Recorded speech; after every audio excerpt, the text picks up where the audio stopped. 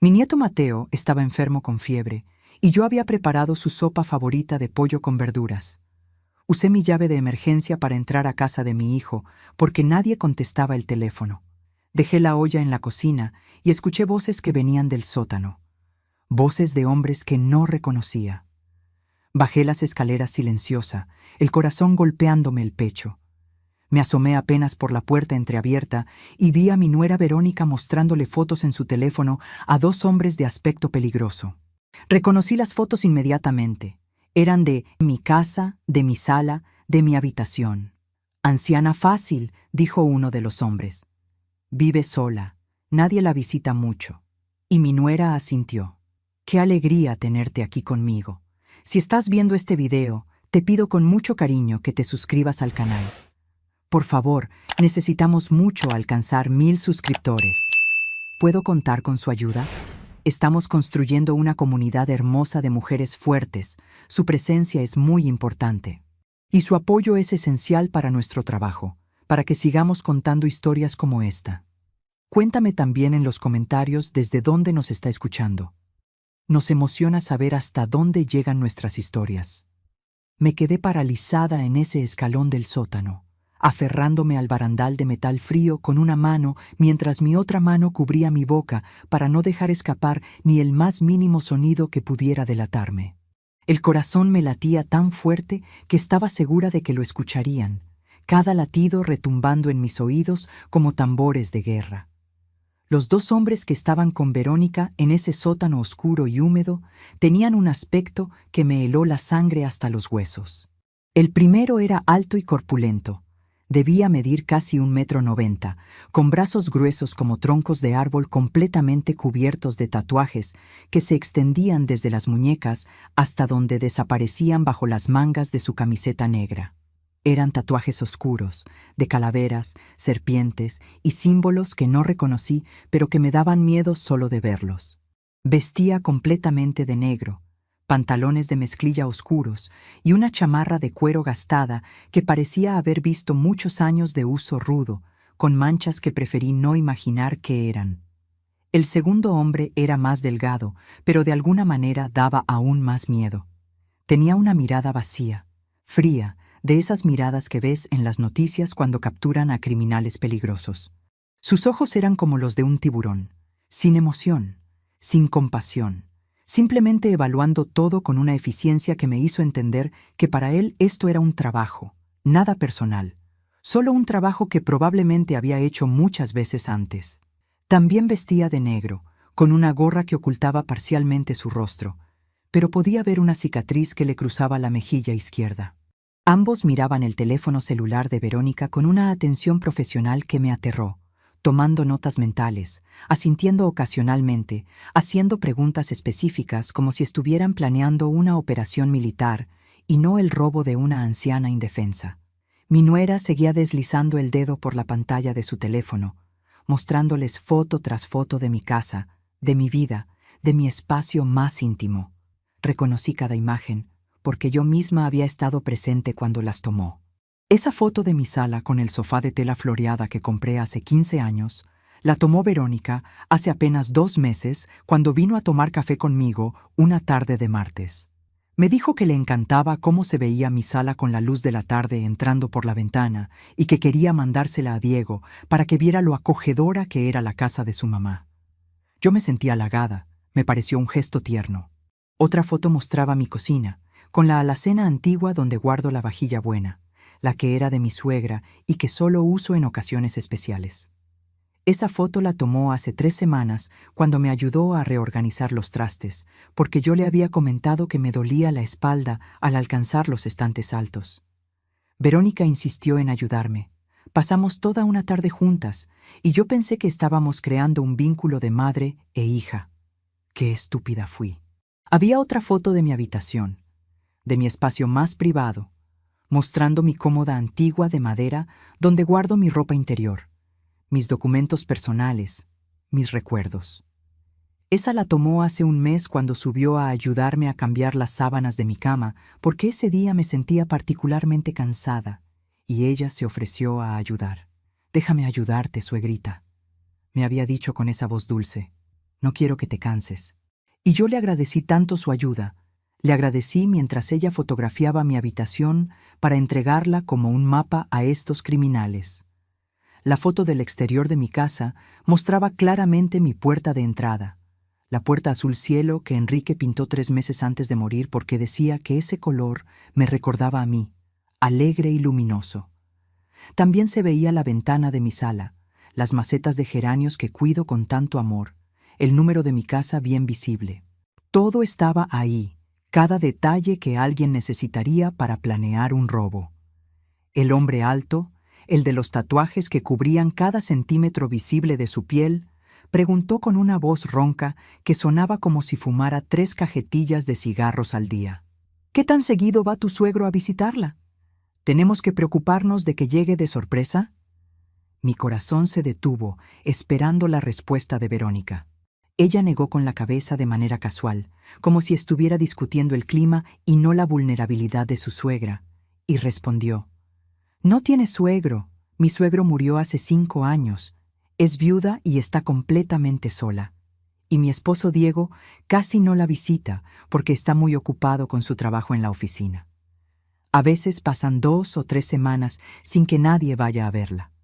Es triste, pero así es». Esas palabras me atravesaron como si fueran cuchillos calientes, hundiéndose en mi pecho. Era verdad que Diego trabajaba muchas horas, que sus visitas se habían espaciado desde que se casó con Verónica, pero escuchar a mi nuera usar mi soledad, usar el hecho de que mi esposo murió y dejó este vacío enorme en mi vida, como una ventaja estratégica para que me robaran, me hizo sentir una vulnerabilidad que nunca había experimentado antes. Me hizo sentir exactamente como ese hombre me llamó, una anciana fácil. El hombre delgado, el de la mirada de tiburón y la cicatriz en la mejilla, preguntó entonces: ¿tiene alarma? ¿Sensores de movimiento? ¿Algún sistema de seguridad? Verónica soltó una pequeña risa, casi divertida, como si la pregunta fuera absurda, y respondió: «No, para nada.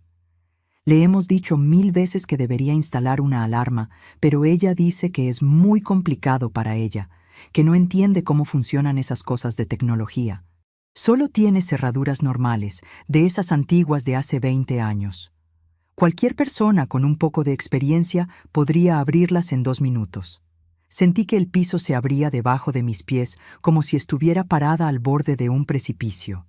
Mi nuera, la madre de mi único nieto, la mujer que me llamaba suegrita con supuesto cariño, estaba dándoles a estos hombres peligrosos un manual de instrucciones paso a paso sobre cómo entrar a mi casa, cómo violar mi espacio, cómo robarme todo lo que Enrique y yo trabajamos durante décadas para conseguir.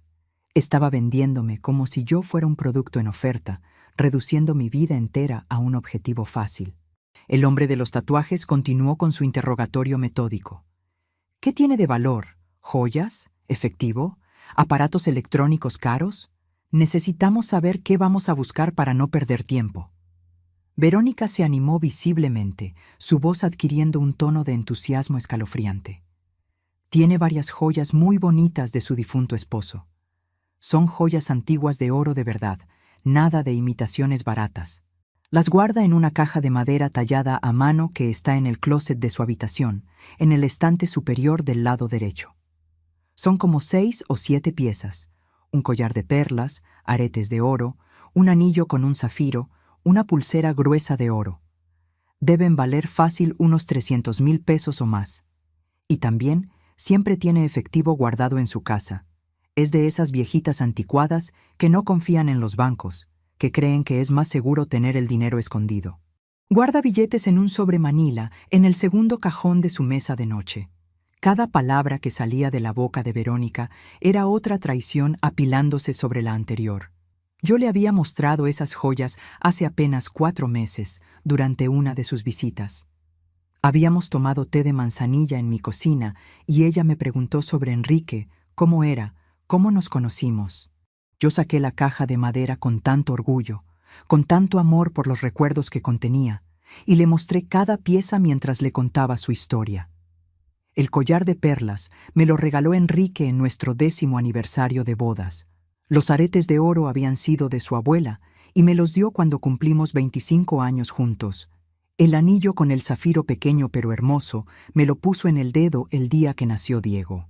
Le expliqué que la caja de madera fue tallada por las propias manos de Enrique durante meses de trabajo paciente porque quería hacerme algo único, algo que ninguna tienda podría venderme. Y Verónica escuchó cada palabra, hizo las preguntas correctas. Incluso se secó lágrimas cuando le conté cómo Enrique me propuso matrimonio bajo un árbol de jacarandas. Pensé que era empatía, que estaba conmovida por nuestra historia de amor, pero estaba haciendo un inventario. Estaba catalogando cada objeto de valor como un tasador frío, calculando cuánto podría obtener.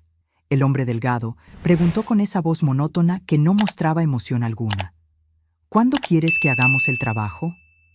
Verónica pensó por un momento, mordiéndose el labio inferior como hacía cuando estaba concentrada, y luego respondió: el viernes en la noche sería perfecto.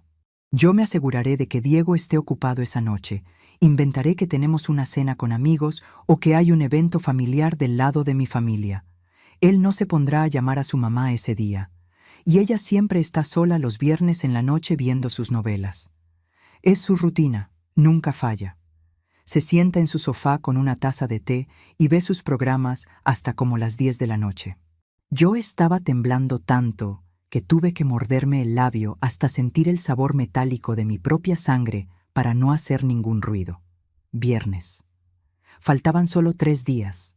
3 días para que estos hombres entraran a mi casa mientras yo estaba ahí, sentada en mi sofá, confiada, vulnerable, sin idea alguna de que el peligro venía directo hacia mí, planeado por mi propia familia. Entonces Verónica dijo algo que me hizo comprender que había un pequeño rastro de humanidad todavía en ella, aunque fuera mínimo.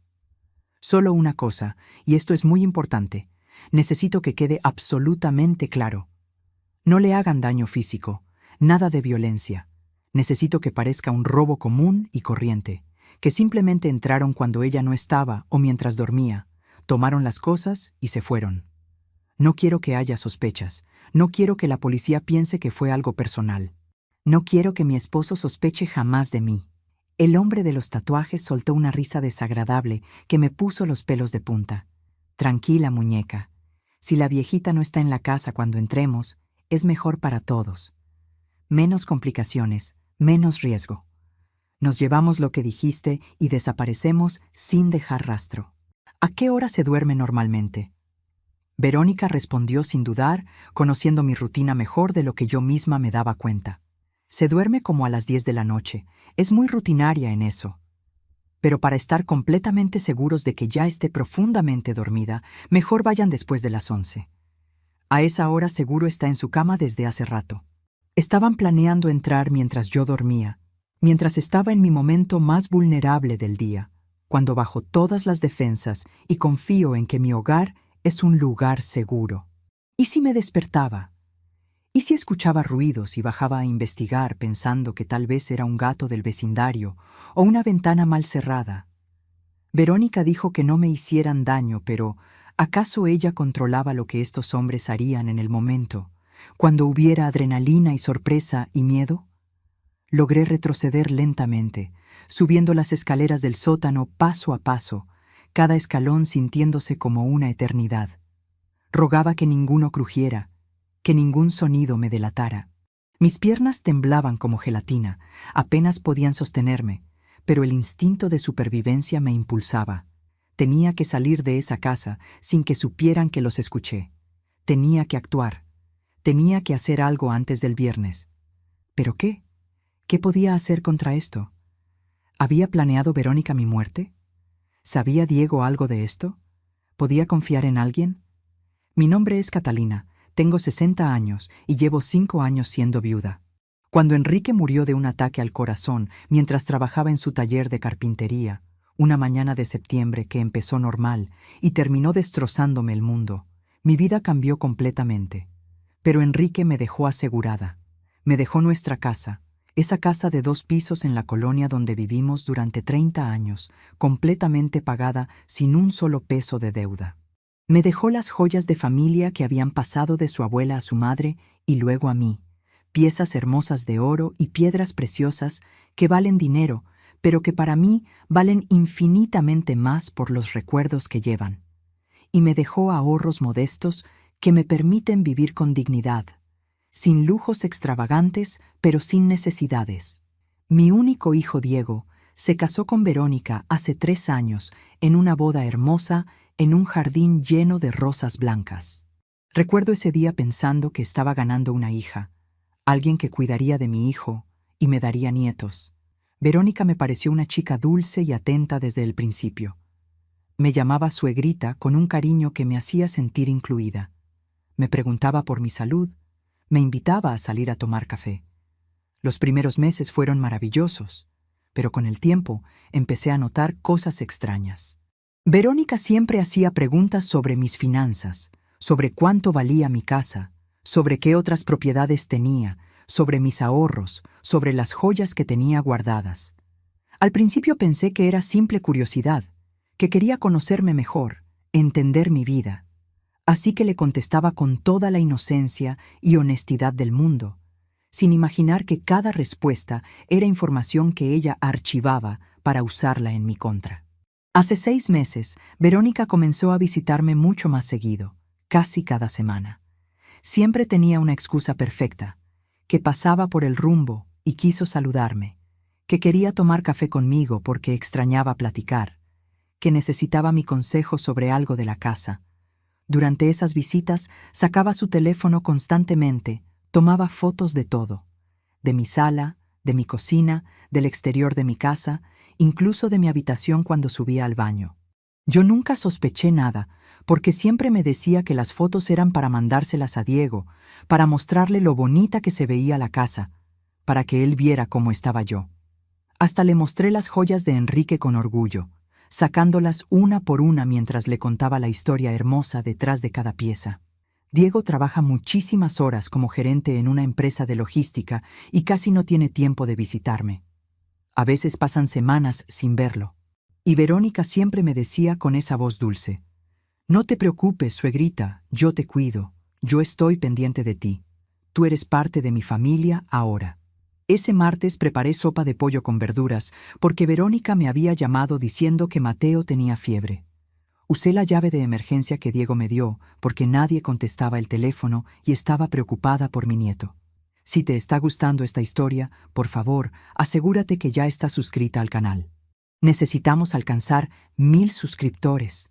¿Puedo contar con su apoyo a nuestro trabajo? Logré salir de la casa de Diego cerrando la puerta principal con tanto cuidado que casi no hizo ruido, temblando de pies a cabeza con las rodillas que apenas me sostenían. La olla de sopa que preparé con tanto amor para mi nieto enfermo seguía en la cocina donde la dejé, abandonada, un recordatorio de que fui a esa casa con las mejores intenciones y descubrí la peor traición. Caminé hasta mi coche que estaba estacionado en la calle frente a la casa, sintiendo como si me moviera en cámara lenta, como si estuviera en una pesadilla de la que no podía despertar. Me senté en el asiento del conductor y finalmente las lágrimas que había estado conteniendo comenzaron a caer como cascadas. Lloraba con sollozos que me sacudían todo el cuerpo, aferrándome al volante con ambas manos como si fuera lo único sólido en un mundo que se desmoronaba a mi alrededor. Mi mente trabajaba a una velocidad frenética, tratando de procesar lo imposible. Tenía hasta el viernes, hoy era martes.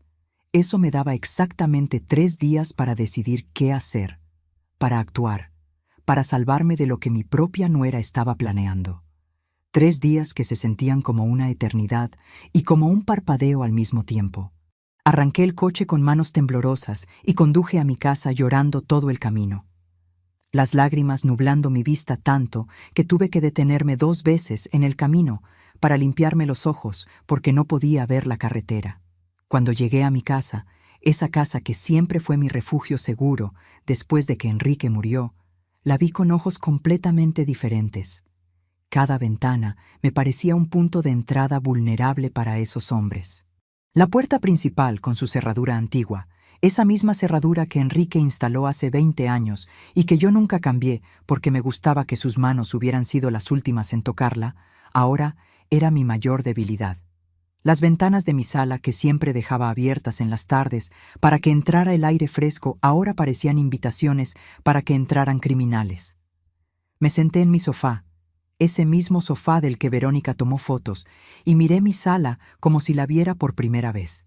Cada objeto, cada mueble, cada detalle que para mí era un recuerdo precioso, para esos hombres sería solo algo que robar o algo que destruir buscando cosas de valor. Mi primer instinto fue tomar el teléfono y llamar a Diego inmediatamente, contarle todo lo que acababa de descubrir sobre su esposa, pedirle ayuda, pedirle que me protegiera, pero me detuve con el dedo sobre su contacto en mi teléfono. ¿Y si Verónica ya lo había manipulado? ¿Y si de alguna manera ella lo convenció de que yo tenía demasiado, de que ellos necesitaban el dinero más que yo, de que era justo que heredaran ahora en lugar de esperar a que yo muriera? La duda me carcomía como un ácido. Mi hijo no sería capaz de algo así. Lo crié con valores, con amor, le enseñé la diferencia entre el bien y el mal. Pero la gente cambia. El dinero cambia a las personas. La desesperación hace que la gente buena tome decisiones horribles. ¿Realmente conocía a mi hijo después de 3 años de matrimonio con Verónica? ¿Cuánto lo había cambiado ella? Guardé mi teléfono decidiendo que no le diría nada a Diego todavía, no hasta que tuviera un plan claro, no hasta que supiera exactamente cómo manejar esta situación sin destruir completamente lo que quedaba de mi familia. Entonces, recordé a Lupita. Lupita ha sido mi amiga desde hace más de 30 años, desde que nuestros hijos iban a la misma primaria y nos conocimos esperando afuera del salón para recogerlos. Lupita me conoce mejor que nadie, me ha visto en mis mejores y peores momentos. Y su hijo Javier es policía, un oficial de tránsito que después ascendió a la división de investigaciones. Con dedos que todavía temblaban, marqué su número. Cuando escuché su voz familiar contestando, pensé que iba a derrumbarme otra vez. «Lupita», logré decir con voz quebrada, «necesito que vengas a mi casa. Algo terrible está pasando y no sé qué hacer. Por favor, trae a Javier contigo». Lupita no hizo preguntas, solo dijo, «No te muevas de ahí, vamos para allá inmediatamente». 1 hora después, que se sintió como 10 horas, Lupita y Javier estaban sentados en mi sala escuchando mi historia. Les conté cada detalle de lo que vi en el sótano de Diego, cada palabra que escuché de esa conversación espantosa, cada foto que reconocí en el teléfono de Verónica. Javier escuchaba con expresión seria, tomando notas en una libreta pequeña mientras yo hablaba. Cuando terminé de contar, me sentía exhausta, vacía, como si hubiera corrido un maratón emocional. Javier cerró su libreta y me miró con ojos compasivos pero profesionales. «Señora Catalina, esto que me está contando es extremadamente grave. No es solo un robo planeado, es conspiración para cometer un delito mayor. Esos hombres que describió suenan como criminales con experiencia. Su nuera los está usando para cometer un crimen contra usted. Necesitamos actuar y necesitamos actuar rápido». Me explicó que teníamos una ventaja enorme. Yo sabía exactamente cuándo planeaban atacar. Viernes en la noche después de las 11. Eso nos daba tiempo para preparar una trampa. Javier propuso un plan que me hizo sentir náuseas solo de escucharlo. Dejaríamos que llegara el viernes, dejaríamos que esos hombres intentaran entrar a mi casa tal como lo planearon, pero la policía estaría esperándolos. Los atraparían en el acto, con pruebas irrefutables, y arrestarían también a Verónica como cómplice, porque planear un crimen es tan grave como cometerlo. «Pero Mateo», dije con voz quebrada, pensando en mi nieto de 4 años con su sonrisa sin dientes y sus abrazos que olían a champú de bebé. «Si arrestan a Verónica, ¿qué pasará con Mateo? Es solo un bebé, necesita a su madre». Javier puso su mano sobre la mía con gentileza. «Señora Catalina, entiendo que esto es devastador para usted, pero si no hacemos nada, si dejamos que esto suceda, esos hombres pueden lastimarla gravemente a usted. Su nuera les dijo que no le hicieran daño, pero ella no tiene control sobre lo que pasará cuando estén dentro de su casa. Si usted se despierta, si los sorprende, podrían reaccionar con violencia. Hombres así no dudan en lastimar a quien se interponga en su camino». Lupita me abrazó mientras yo lloraba. «Mija, tú no estás destruyendo a tu familia. Verónica ya hizo eso cuando decidió traicionar tu confianza de esta manera horrible. Tú solo te estás protegiendo, y eso no está mal. Nunca está mal protegerse. Acepté el plan, aunque sentía que mi corazón se partía en pedazos. Teníamos 3 días para prepararlo todo. Los siguientes 2 días fueron una actuación que merecería un premio de teatro. Tenía que comportarme como si no supiera nada, como si mi mundo no se hubiera derrumbado, como si no hubiera descubierto que mi nuera estaba planeando entregarme a criminales. El miércoles por la mañana, mientras tomaba mi café en la cocina todavía en pijama y mirando por la ventana sin realmente ver nada, mi teléfono sonó. Era Verónica. Vi su nombre en la pantalla y sentí que el estómago se me revolvía, pero respiré profundo 3 veces y contesté con la voz más normal que pude fabricar. «Hola, mija, ¿cómo estás?» Ella sonaba completamente alegre y relajada, sin un rastro de culpa en su voz. «Hola, suegrita. ¿Cómo has estado? Oye, vi que dejaste sopa el martes para Mateo. Muchísimas gracias. Se la comió toda y ya está mucho mejor de su fiebre. Eres la mejor abuela del mundo». Tuve que morderme la lengua hasta que me dolió para no gritarle todo lo que sabía, para no decirle que era una traidora, una manipuladora, una criminal. En lugar de eso, dije con voz dulce: «Qué bueno que Mateo está mejor, mija. Me tenía muy preocupada. ¿Cómo están tú y Diego?» Platicamos de cosas sin importancia durante unos minutos. Ella me contó sobre el trabajo de Diego, sobre que Mateo ya estaba yendo otra vez al jardín de niños, sobre una película que vieron el fin de semana. Actuaba como la nuera perfecta, preocupada y cariñosa. Entonces hizo la pregunta que yo sabía que vendría, la verdadera razón de su llamada. «Oye, suegrita, ¿qué vas a hacer el viernes en la noche? Diego y yo estamos pensando en ir al cine, pero no sé si invitarte o si preferirías quedarte tranquila en tu casa». Mi corazón se detuvo completamente por un segundo. Esto era Verónica verificando que su plan seguía en pie, asegurándose de que yo estaría en mi casa el viernes en la noche, sola, vulnerable, lista para ser robada. Forcé una risa y respondí exactamente lo que ella quería escuchar. «Ay, mija, qué linda eres por pensar en mí, pero la verdad prefiero quedarme en casa viendo mis novelas. Ya sabes cómo soy, vieja casera. Me preparo mi tecito de manzanilla, me siento en mi sofá y veo mis programas hasta que me da sueño. Así estoy feliz». Escuché la satisfacción en su voz cuando respondió: «Perfecto, suegrita. Entonces nosotros vamos al cine tranquilos. Descansa mucho el viernes, ¿eh? Cuídate mucho. Te quiero». «Te quiero». Esas 2 palabras que deberían ser expresión de afecto sonaban como veneno saliendo de su boca. Cuando colgué el teléfono, me quedé sentada mirando la pantalla durante varios minutos. Esa conversación confirmó absolutamente todo. Verónica estaba verificando mi rutina, asegurándose de que nada hubiera cambiado en mis planes, preparando el escenario para el robo que había orquestado. El jueves en la tarde, Javier llegó a mi casa con un equipo técnico de la policía. Instalaron pequeñas cámaras ocultas en lugares estratégicos que yo nunca hubiera notado si no supiera que estaban ahí. Una cámara diminuta, escondida en el florero de la sala, apuntando hacia la puerta principal. Otra en el pasillo del segundo piso. Una más en mi habitación escondida entre los libros en mi librero. Eran tan pequeñas, del tamaño de un botón grande, que los ladrones nunca las verían. Javier me explicó el plan con detalle meticuloso mientras marcaba posiciones en un plano de mi casa. Yo me iría a casa de Lupita el viernes como a las 6 de la tarde, antes de que oscureciera. Dejaría algunas luces encendidas en mi casa para que desde afuera pareciera que estaba ahí, viviendo mi rutina normal.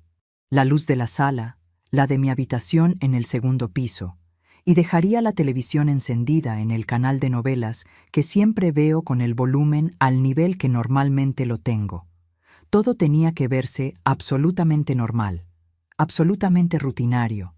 Varios policías vestidos de civil estarían estacionados en coches normales en las calles cercanas a mi casa, vigilando, esperando. Cuando los ladrones entraran, en el momento exacto en que pusieran un pie dentro de mi propiedad, los oficiales entrarían por ambas puertas, la principal y la trasera, y los arrestarían inmediatamente. Y tenemos suficiente evidencia de la conversación que usted escuchó para arrestar a su nuera también como cómplice», dijo Javier. Conspiración para cometer robo agravado es un delito federal grave, señora Catalina. Me quebré en ese momento. Las lágrimas que había estado conteniendo desde que Javier llegó finalmente salieron. ¿Tengo que hacerlo realmente? ¿No hay absolutamente ninguna otra forma de resolver esto? Ella es la madre de mi nieto, Javier. Mateo tiene solo 4 años. ¿Qué va a pasar con él cuando su madre vaya a prisión? Va a crecer sabiendo que su abuela puso a su mamá en la cárcel. Javier se arrodilló frente a mí para quedar a la altura de mis ojos, mirándome con una mezcla de compasión profesional y firmeza. Señora Catalina, escúcheme muy bien porque esto es importante. Su nuera planeó que personas extremadamente peligrosas, criminales con experiencia, entraran a su casa. Ella les dio mapas, horarios, información detallada. ¿Qué cree que hubiera pasado si usted estuviera en esa casa cuando esos hombres entraran? ¿Qué hubiera pasado si se despertara con ruidos y bajara a investigar pensando que tal vez era un gato o el viento? Ella les dijo que no le hicieran daño, pero en el momento, cuando hay adrenalina, cuando hay sorpresa, cuando alguien los descubre, hombres así pueden reaccionar de maneras terribles e impredecibles. Lupita, que había estado en silencio hasta ese momento dejándome procesar, me abrazó fuerte. «Mija, mírame. Tú no estás lastimando a Mateo». Verónica tomó la decisión de hacer esto sabiendo perfectamente las consecuencias que podría tener. Ella eligió poner dinero y joyas por encima de tu seguridad, de tu vida. Tú solo estás protegiéndote, y protegiéndote no es un crimen. Jamás es un crimen cuidar de ti misma. Acepté continuar con el plan, aunque sentía que mi alma se partía en pedazos. Esa noche no pude dormir ni un minuto. Me quedé despierta mirando el techo de mi habitación, pensando en Mateo, en cómo su carita cambiaría cuando le dijeran que su mamá no podría verlo por mucho tiempo. Pensé en Diego, en cómo su mundo se derrumbaría cuando descubriera quién era realmente la mujer con la que se casó. Pensé en Enrique y en cuánto extrañaba su consejo, su voz calmada diciéndome que todo estaría bien. El viernes amaneció con un cielo despejado y soleado, completamente ajeno al drama que estaba a punto de desarrollarse. El viernes transcurrió en una lentitud agónica, donde cada hora parecía durar 3.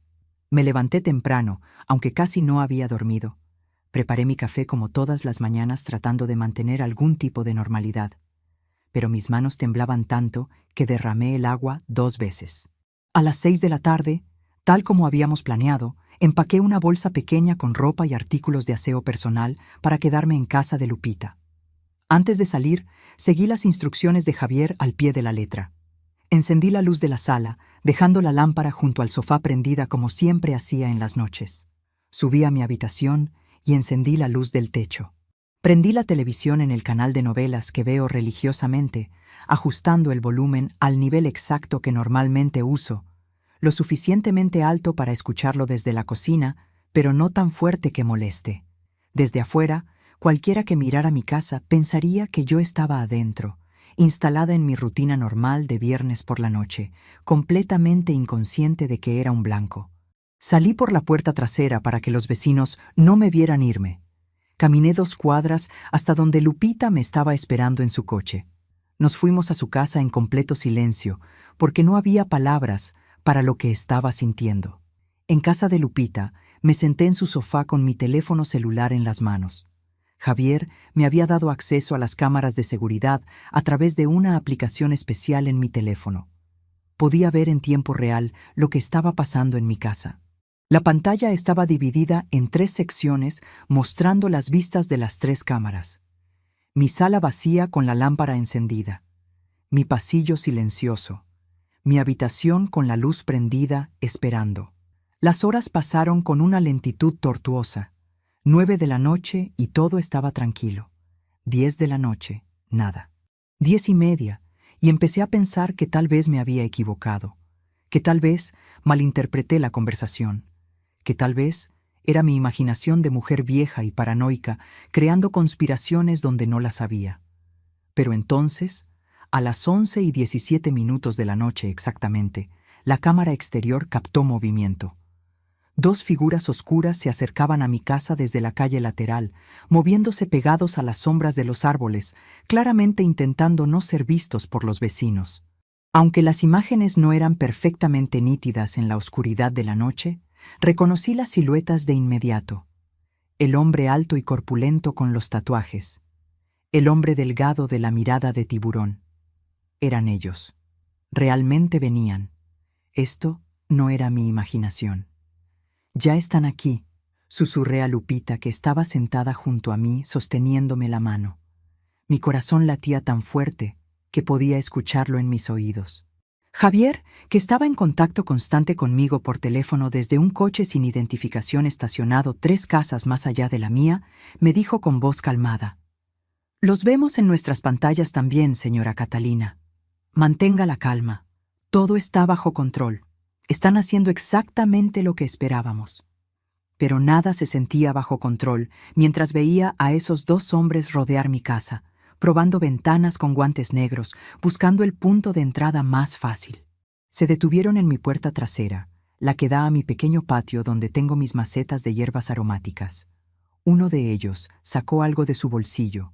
Vi el reflejo de metal bajo la luz de la luna. Algún tipo de herramienta para forzar cerraduras. En menos de 3 minutos, escuché a través del audio de las cámaras el sonido inconfundible de mi cerradura cediendo, un clic metálico seguido de la puerta abriéndose con un crujido suave.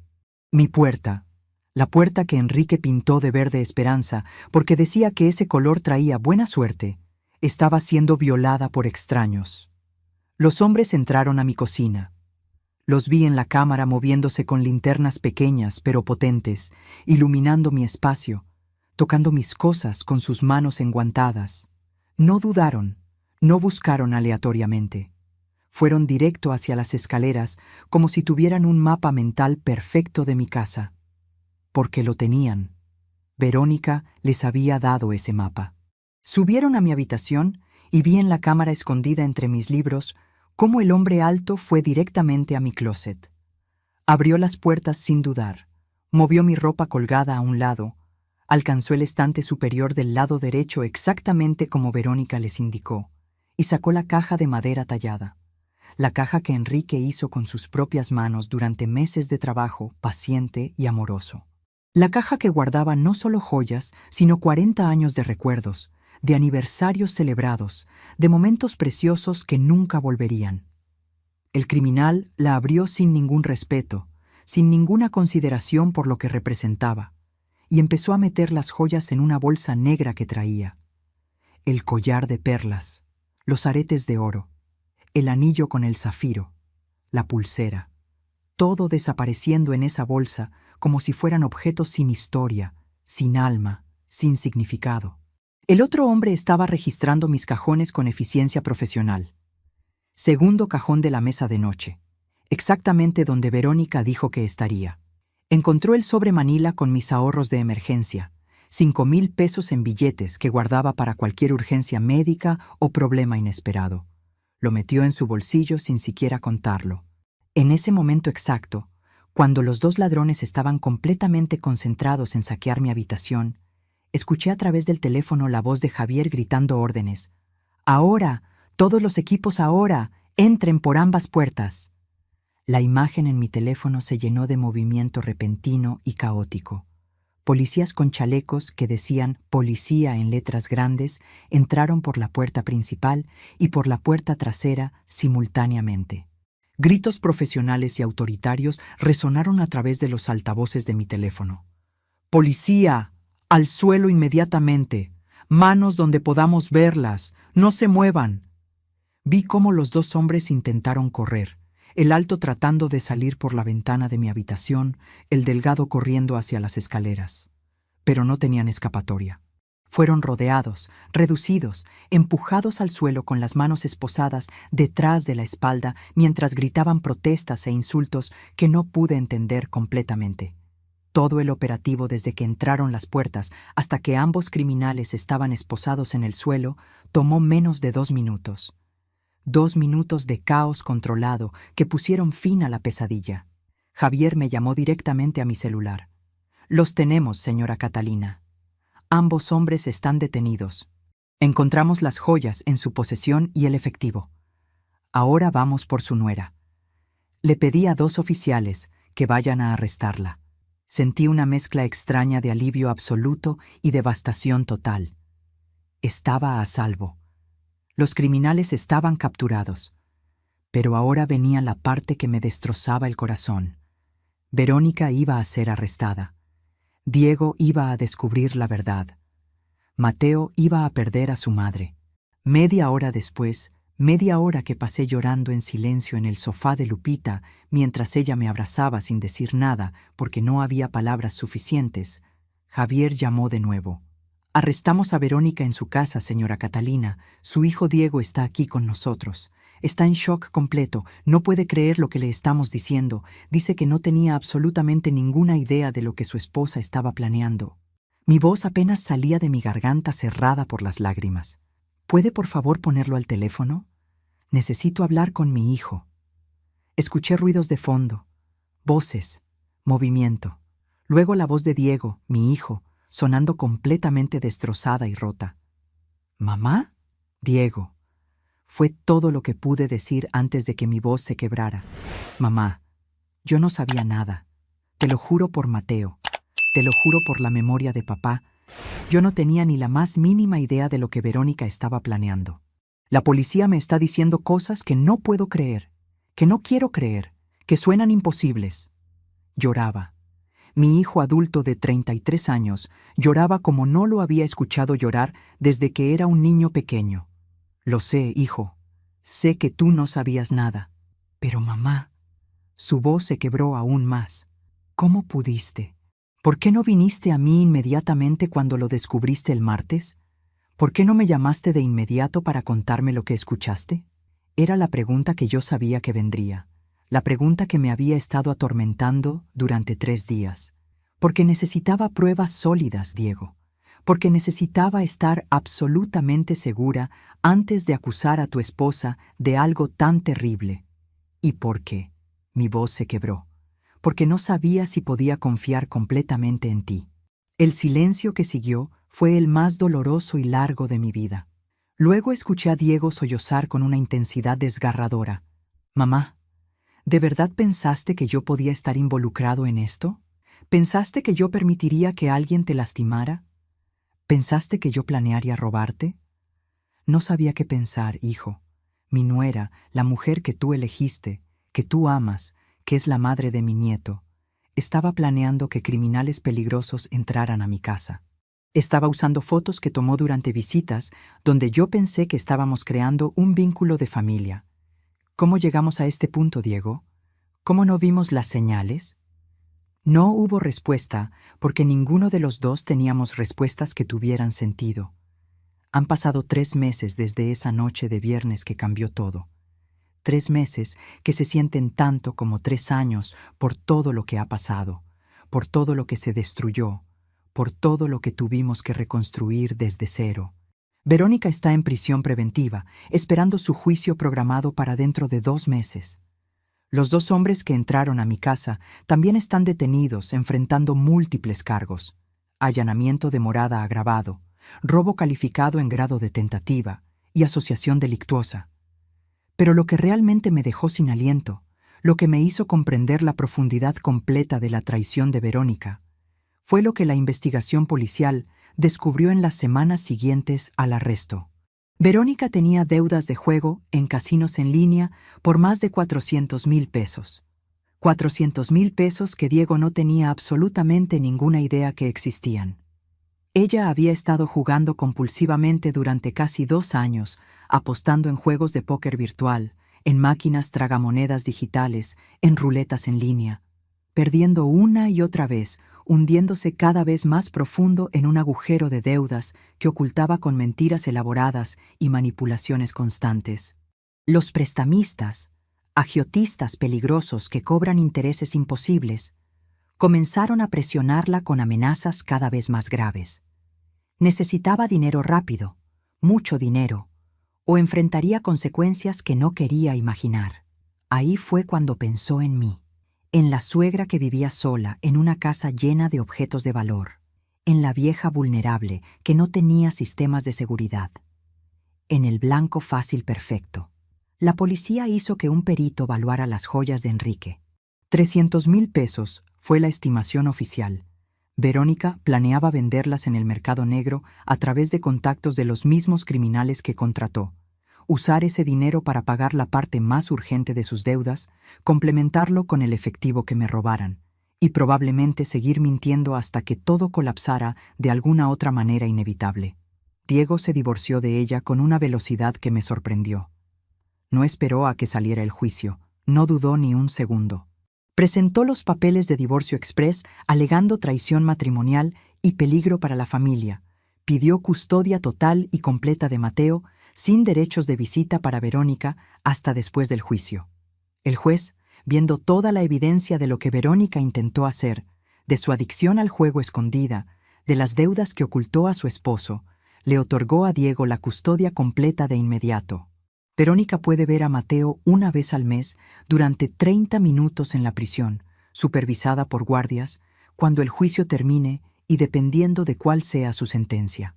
La relación entre Diego y yo está dañada de una manera que no sé si algún día podremos reparar completamente. Estamos intentando. Vamos a terapia familiar una vez por semana.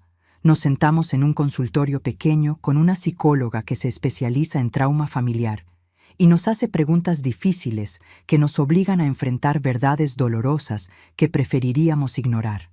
En una de esas sesiones particularmente difíciles, hace 2 semanas, Diego me dijo con lágrimas rodando por sus mejillas: «Mamá, el simple hecho de que pensaras, aunque fuera por un segundo, que yo podía estar involucrado en algo así, que dudaras de mí lo suficiente como para no venir a mí inmediatamente, eso me mata por dentro cada día. Me mata saber que perdí tanto tu confianza». Yo le respondí con mi propia verdad dolorosa que había estado guardando. Y el hecho de que tu esposa, la mujer que compartía tu cama cada noche, planeara entregarme a criminales violentos para que me robaran o algo peor, casi me mata a mí literalmente, Diego.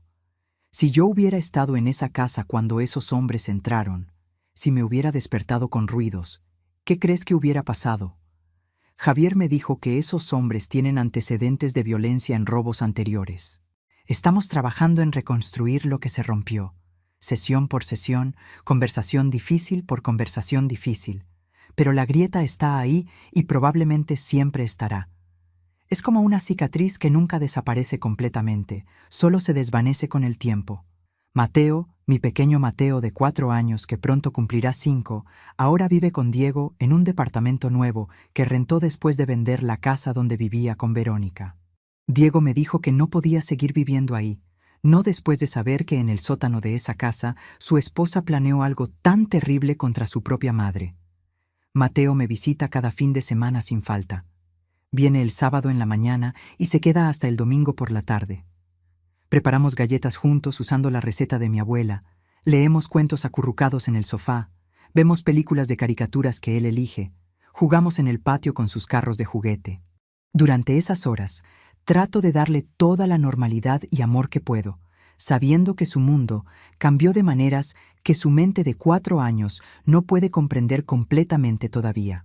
Un domingo hace 3 semanas, mientras comíamos sándwiches de crema de cacahuate y mermelada en mi cocina, Mateo me preguntó con esa inocencia devastadora que solo los niños pequeños tienen: «Abuela, ¿por qué mi mamá ya no vive con nosotros? Papá dice que está en un lugar lejos, pero no me lleva a verla casi nunca». Me arrodillé para quedar a su altura, mirando esos ojos color miel idénticos a los de Diego cuando era niño, y le dije con la verdad más simple que pude fabricar: «Tu mamá cometió un error muy, muy grande, mi amor. Un error de adultos. A veces los grandes tomamos decisiones equivocadas y tenemos que enfrentar las consecuencias de esas decisiones. Pero tú eres profundamente amado. Tu papá te ama con todo su corazón. Yo te amo con toda mi alma y nada de lo que pasó es tu culpa». Él me abrazó con sus bracitos pequeños y yo lloré en silencio sobre su cabecita, rogando que cuando crezca y entienda completamente lo que su madre hizo, no lo destruya. Mi casa es completamente diferente ahora. Instalé un sistema de alarma de última generación que se conecta directamente con la estación de policía y con mi teléfono celular. Cambié todas las cerraduras por unas electrónicas que requieren código numérico y tienen registro digital de cada vez que se abren. Puse cámaras de seguridad exteriores que graban las 24 horas del día y se guardan en la nube. Reforcé las puertas con barras de metal adicionales y las ventanas con rejas decorativas, pero muy sólidas. Mi casa ahora es una fortaleza desde el punto de vista de seguridad física. Pero emocionalmente nunca me he sentido más vulnerable. Ya no confío tan fácilmente como antes. Cuando alguien me hace preguntas sobre mi vida personal, sobre mis finanzas, sobre lo que tengo, inmediatamente me pongo en guardia preguntándome cuál es su verdadera intención. Incluso con gente que conozco desde hace años, gente que siempre ha sido amable conmigo. Hay una parte de mi cerebro que piensa, ¿qué querrán realmente de mí? La casa también se siente más solitaria que nunca. Lupita me visita fielmente 3 veces por semana, sin importar qué. Llega con pan dulce de la panadería del barrio. Nos sentamos en mi cocina a tomar café, platicamos de todo y de nada. Ella se ha convertido en mi salvavidas emocional, en la hermana que nunca tuve biológicamente, pero que la vida me dio cuando más la necesitaba.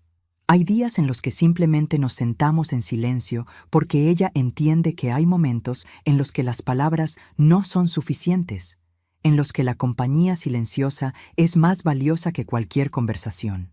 Diego intenta desesperadamente reconstruir nuestra relación. Me llama todos los días sin excepción, aunque sea solo por 5 minutos, para preguntarme cómo estoy. Viene a visitarme 2 veces por semana, además de cuando trae a Mateo los fines de semana. El mes pasado trajo flores, margaritas blancas que siempre fueron mis favoritas, las mismas que Enrique me traía cuando éramos novios. Me contó que está yendo a terapia individual, además de la terapia familiar que hacemos juntos, que está procesando su propia traición, su propia ceguera por no ver quién era realmente Verónica durante 7 años de relación. «Mamá», me dijo la semana pasada sentado en mi sala mientras tomábamos té, «sé que las cosas nunca volverán a ser exactamente como eran antes. Sé que perdí tu confianza de una manera que tal vez nunca recupere completamente. Pero quiero que sepas que voy a pasar el resto de mi vida demostrándote que puedes contar conmigo, que yo jamás te lastimaría, que tú eres lo más importante para mí después de Mateo. Quiero creerle con todo mi corazón. Quiero volver a confiar en mi hijo como confiaba antes de todo esto. Pero hay una grieta, y aunque estamos trabajando para cerrarla, las grietas nunca desaparecen por completo. Solo aprendemos a vivir con ellas, a construir alrededor de ellas, a aceptarlas como parte de nuestra nueva realidad. Usé mi llave de emergencia ese martes para llevar sopa de pollo con verduras a mi nieto enfermo. Esa simple acción de amor de abuela, ese gesto que hice sin pensar 2 veces porque Mateo tenía fiebre y yo quería ayudar, terminó salvándome la vida. Si hubiera llegado un día después, si hubiera llamado por teléfono en lugar de ir personalmente, si no hubiera bajado a ese sótano porque escuché voces, si no hubiera visto con mis propios ojos a Verónica mostrándole fotos de mi casa a esos criminales, el viernes de esa misma semana esos hombres habrían entrado a mi casa exactamente como lo planearon. Y yo estaba planeando estar ahí, sentada en mi sofá viendo mis novelas de las 11 de la noche, tomando mi té de manzanilla, completamente inconsciente del peligro que se acercaba, completamente vulnerable. Mi nuera Verónica, la madre de mi único nieto, la mujer que me llamaba suegrita con supuesto cariño, la mujer que abracé en su boda y le dije que la quería como a una hija, planeó entregarme a delincuentes peligrosos por dinero para pagar deudas de juego que su propio esposo no sabía que existían. Tomó fotos de mi casa durante meses como si estuviera catalogando mercancía para vender en una subasta. Mapeó cada detalle de mi vida, de mis rutinas, de mis vulnerabilidades, y se las entregó a extraños con instrucciones precisas sobre cuándo y cómo atacar. Pero la parte que más me persigue, la parte que me quita el sueño más que cualquier pesadilla sobre el robo que casi sucede, es el momento en que miré el contacto de Diego en mi teléfono el martes después de descubrir todo y pensé, ¿será que él también está involucrado? Esa duda, aunque duró solo unos segundos antes de que la descartara por completo porque conozco a mi hijo, me marcó para siempre de maneras que todavía estoy descubriendo. Porque cuando tu familia te traiciona de esta manera, cuando alguien que recibiste en tu familia, con los brazos completamente abiertos, te ve como un blanco fácil en lugar de como una persona, no solo pierdes la confianza en esa persona específica, pierdes un pedacito de tu capacidad fundamental de confiar en cualquiera. Empiezas a cuestionar cada gesto de amabilidad preguntándote qué quieren realmente. Cada pregunta inocente se vuelve sospechosa. Cada visita inesperada te pone en alerta. Hoy mi casa tiene alarmas que suenan si alguien se acerca demasiado, cámaras que graban cada movimiento en un radio de 20 metros, cerraduras que parecen sacadas de una bóveda bancaria. Pero ninguna de esas tecnologías sofisticadas puede protegerme del dolor profundo de saber que alguien a quien recibí en mi familia con amor genuino y brazos completamente abiertos, me catalogó como una anciana fácil que vive sola. Esas 4 palabras resuenan en mi cabeza cada noche cuando apago las luces, cuando reviso 3 veces que la alarma esté activada, cuando me acuesto en mi cama sintiendo el lado vacío donde Enrique solía dormir. Anciana fácil que vive sola. Salvé mi vida ese día cuando entré a la casa de Diego con una olla de sopa caliente y amor de abuela en el corazón.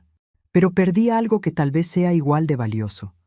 Perdí para siempre la inocencia de creer que la familia siempre te protege, que el amor familiar es automáticamente un escudo contra todo mal, que las personas que compartes apellido nunca te verían como un objetivo. Aprendí de la manera más dolorosa posible que a veces la familia no es tu refugio seguro.